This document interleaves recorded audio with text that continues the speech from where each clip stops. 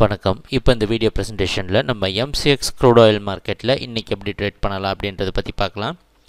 அதுக்கு முன்னாடி நேற்று மார்க்கெட்டில் என்ன நடந்தது, நம்ம என்ன எதிர்பார்த்தோன்றதை பார்ப்போம். நீங்கள் பார்த்துட்ருக்கிறது 5 நிமிஷ கேண்டில் ஸ்டிக் சார்ட்டை. சாதாரணமான எல்லா பிளாட்ஃபார்ம்லேயும் இந்த 5 நிமிஷ கேண்டில் ஸ்டிக் சார்ட் கிடைக்கும்.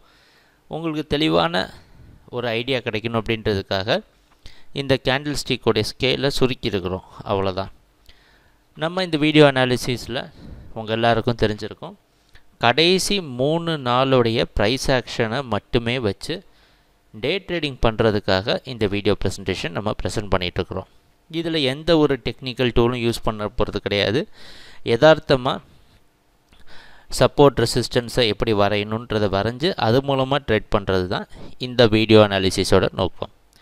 அந்த அடிப்படையில் 30ஆம் தேதி 31 அப்படின்ற 2 நாட்கள், 1ஆம் தேதி 3 நாளும் என்ன நடந்ததுன்னு பார்த்தோன்னா, 3420 அப்படின்ற இடத்துல ரெசிஸ்டன்ஸ் எடுத்திருக்கு, 3395 பக்கமாக சப்போர்ட் எடுத்திருக்கு.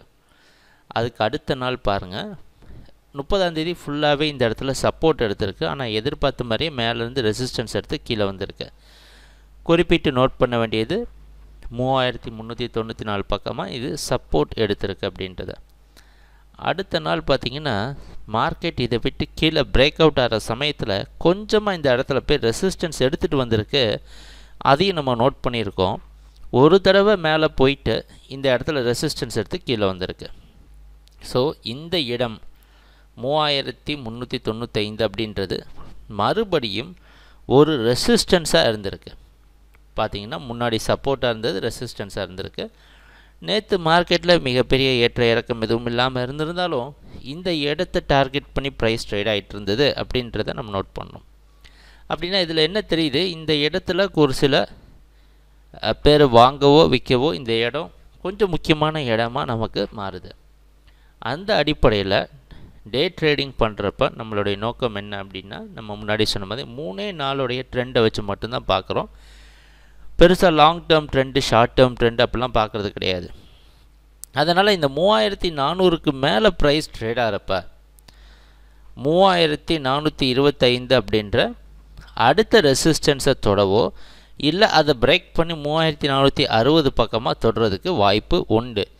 ஆனால் இதில் இன்னொரு விஷயம் நோட் பண்ணிங்கன்னா, இதுக்கு மேலே நீங்கள் எங்கே பை பண்ணாலும் அதோடைய ஸ்டாப் லாஸ் வந்து 3360 கீழே மட்டுமே வைக்க முடியும்.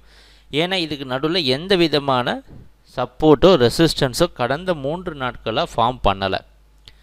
அதனால் இதுக்கு மேலே பை பண்ணுறப்ப இந்த ரிஸ்க்கு நீங்கள் எடுக்கிறதுக்கு தயாராக இருந்தால் இதுக்கு மேலே பை பண்ணி அடுத்தடுத்த டார்கெட் பண்ணுறதுக்கு வாய்ப்பு உண்டு. செல் பண்ணணும்னு நினைக்கிறவங்க வேறு வழி கிடையாது. ஏன்னா இந்த இடத்துலலாம் சப்போர்ட் எடுத்திருக்கு.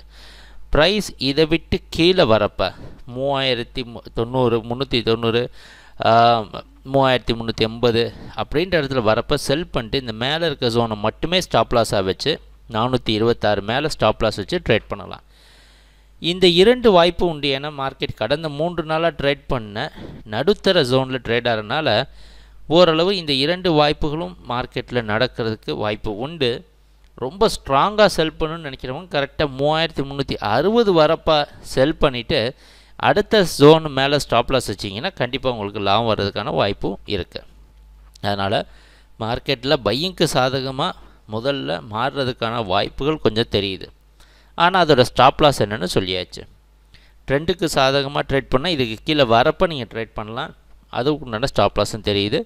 சரி, இனிமேல் என்ன செய்யணுன்னா, ட்ரேடிங் நடக்கிறப்ப பார்ப்போம் என்னென்ன மாற்றங்கள் வருதுன்னு. எங்கள் வீடியோ ப்ரெசன்டேஷனை தொடர்ந்து பார்த்துட்டு வந்ததுக்கு மிக்க நன்றி, மகிழ்ச்சி, வணக்கம்.